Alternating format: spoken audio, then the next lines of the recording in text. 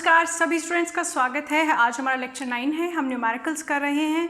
मैं हूँ ऋचा शर्मा, हमारा चैनल है भौतिकी और मैं कंसेप्ट्स के अकॉर्डिंग फिज़िक्स को पढ़ने पर जोर देती हूँ, क्योंकि ऐसे पढ़ने से आप फिज़िक्स से कभी डरते नहीं हैं, उसे बेस्ट फ्रेंड बना लेते हैं और मान लीजिए आपका बहुत ज़िंदगी जो है वो बदल जाती है, सोचने का तरीका बदल जाता है। Physics a beautiful subject.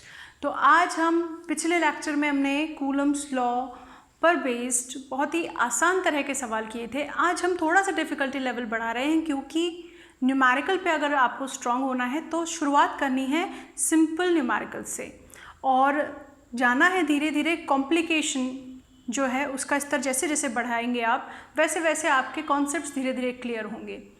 अगर आप शुरुआत से ही किसी डिफ़िकल्ट क्वेश्चन पे चले जाएंगे तो फिर आपका मनोबल टूट जाएगा और मनोबल टूटते ही सब गड़बड़ हो जाता है। तो आज हम कूलम्स लॉ पे बेस्ड कुछ थोड़े से मैथमेटिकली थोड़े से स्ट्रिक्ट क्वेश्चंस पे ध्यान देंगे। तो सबसे पहला आज हमारा क्वेश्चन है, अप्रोच मेरी वही रहेगी, आप क्वेश्चन को ध्यान से पढ़िए। सबसे पहले अपनी सूचनाओं को अंडरलाइन कीजिए। क्वेश्चन कह रहा है 9e और 4e दो बिंदु आवेश हैं। e क्या है? e सबको ध्यान है 1.6 × 10⁻⁻19 कूलम आवेश है, इलेक्ट्रॉनिक आवेश। दो बिंदु आवेश हैं 9e और 4e के, और दूरी जो है इनकी वह r है। तो इस तरह से एक छोटा सा रफ डायग्राम हमेशा आपको बनाना चाहिए, उससे क्वेश्चन हमें थोड़ा सा ज़्यादा क्लियर हो जाता है। ये आपका 9e आवेश, ये आपका 4e आवेश, इनके बीच में दूरी कितनी? r दूरी। बहुत अच्छे। अब ये r दूरी हो गई। एक अन्य आवेश q दोनों को मिलाने वाली रेखा पर कहाँ रखें? एक अन्य आवेश q है, उसको इस रेखा पर कहाँ रखें कि वह संतुलन में रहे? कौन? q संतुलन में रखें। माना, समझ में आ गया हमें प्रश्न? हमें q की स्थिति निकालनी है जहाँ q संतुलन में रहे। तो माना हमने q 9e से x दूरी पर स्थित है।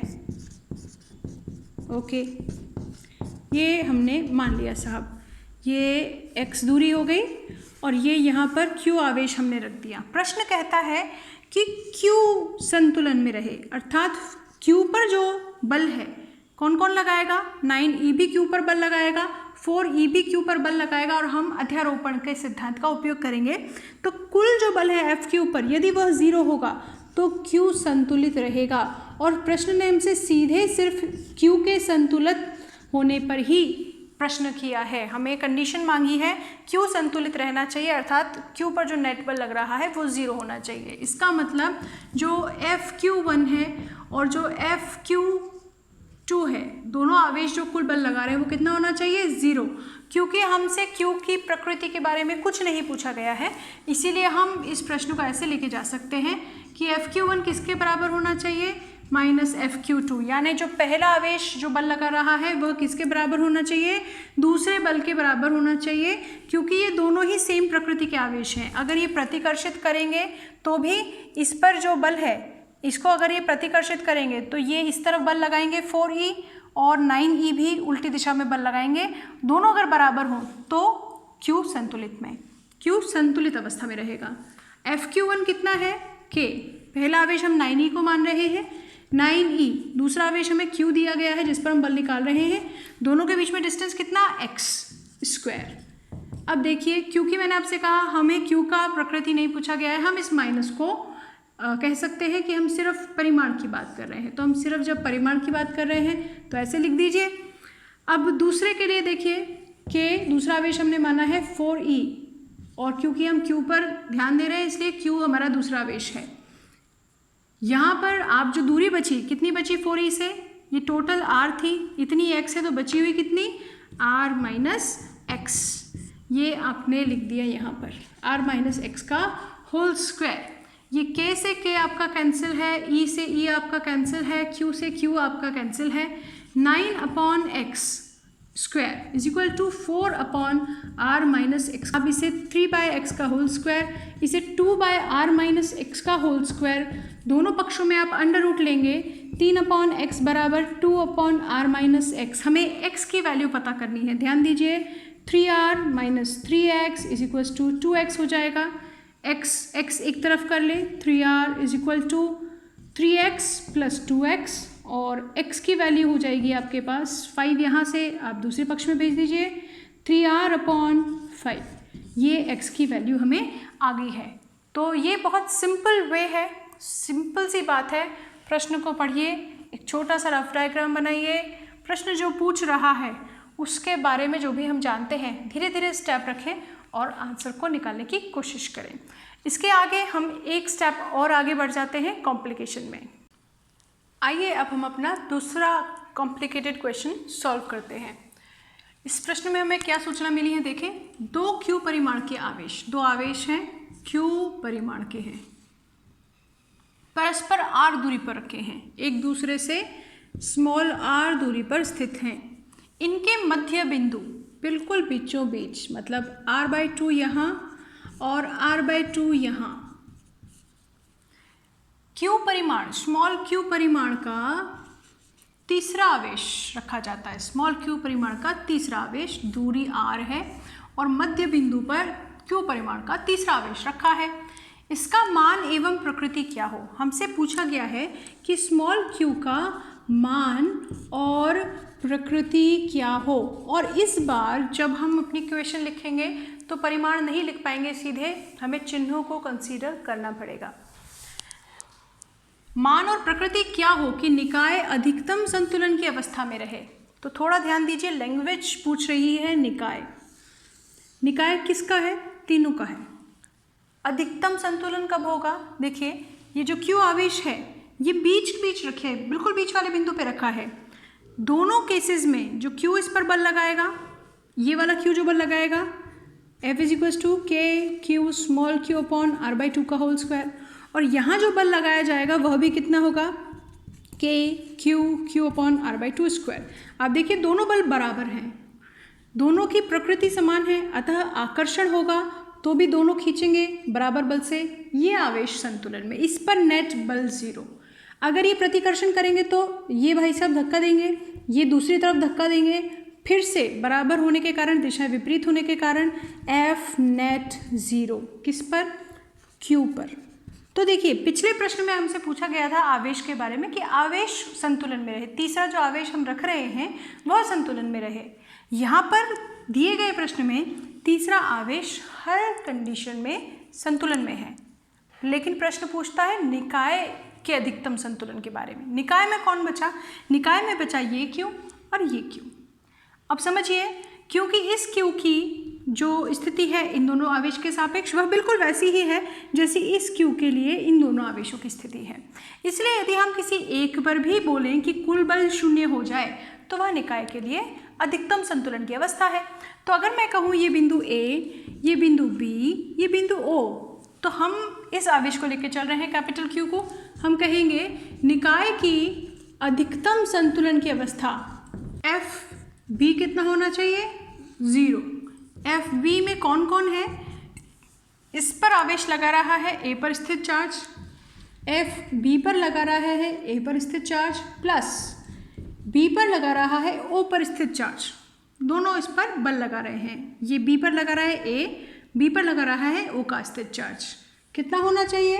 0 होना चाहिए। तब FBA किसके बराबर होना चाहिए? -FBO के। पिछले प्रश्न में हमने परिमाण ले लिए थे क्योंकि हमसे प्रश्न ने आवेश के बारे में नहीं पूछा था, उसके मान के, उसके प्रकृति के बारे में नहीं पूछा था। यहाँ पर हमें मान चिन्ह के साथ में ही लेने पड़ेंगे। चूँकि BA देखिए Q और Q, capital K Q square, दोनों के बीच में दूरी कितनी? स्मॉल r का स्क्वायर। BO, यहाँ देखिए B और O, एक आवेश है कैपिटल Q, एक आवेश है स्मॉल q, दूरी है दोनों के बीच में r/2 का होल स्क्वायर। माइनस हम भूलेंगे नहीं, k से k कैंसिल, एक q से आप एक q सब्ट्रैक्ट, एक q हटा देंगे, यहाँ बचा q बटा r स्क्वायर, और यहाँ पे बचा स्मॉल q r स्क्वायर बटा 4, जो बटे 4 था वो ऊपर चला गया है मल्टीप्लिकेशन में। हमें स्मॉल q की वैल्यू निकालनी है, माइनस नहीं भूलेंगे, मैडम कभी कभी भूल जाती है, आपको नहीं भूलना है। q = r स्क्वायर से r स्क्वायर कैंसिल, माइनस इधर भेज दीजिए और 4 भी भेज दीजिए, अपॉन में आ जाएगा।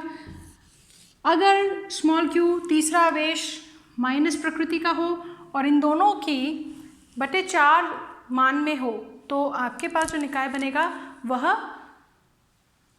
अधिकतम संतुलन की स्थिति में होगा। तो ये हमारा दूसरा क्वेश्चन है। आइए अब हम तीसरा क्वेश्चन करते हैं जो आज का हमारा लास्ट क्वेश्चन होगा। आगे बढ़ते हैं और इस क्वेश्चन में अवकलन का एक कॉन्सेप्ट का यूज़ होगा, इसलिए ये थोड़ा सा मैंने और आगे कॉम्प्लिकेशन में रखा है। हमें कहा गया है एक विद्युत आवेश Q है जिसे दो भागों में Q1 और Q2 करके आपने परस्पर r दूरी पर रख दिया है और दोनों के मध्य प्रतिकर्षण बल जो है वह अधिकतम होने की शर्त क्या होगी। देखिए, अगर हम कहें कि Q1 जो है मान लीजिए वह स्मॉल q है, ठीक है, तो जो Q2 होगा, क्योंकि दोनों का योग कितना होना चाहिए, कैपिटल Q, क्योंकि Q1 प्लस Q2 जो है वह कैपिटल Q होना चाहिए। अगर मैं Q1 को Q कह दूं तो Q2 कितना बचा, कैपिटल Q माइनस Q।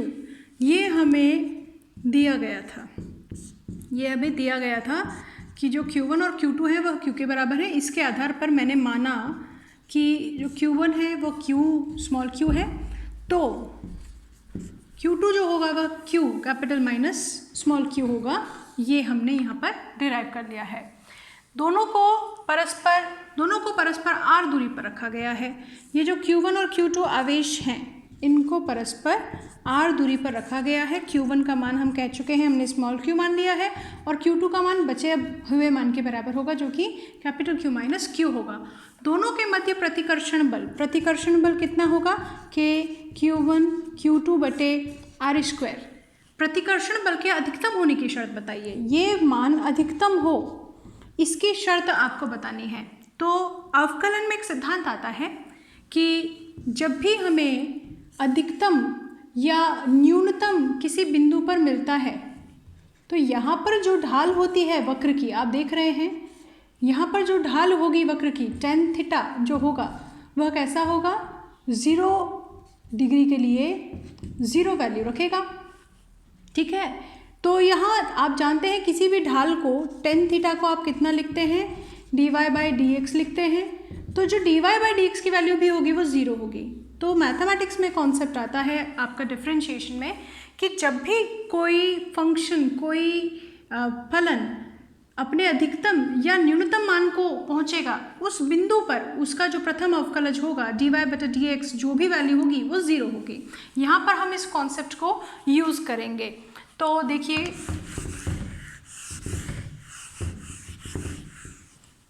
तो आप देख सकते हैं हमारे पास, तो यहाँ पर हम यही कॉन्सेप्ट f के लिए यूज़ करेंगे अधिकतम शर्त के लिए।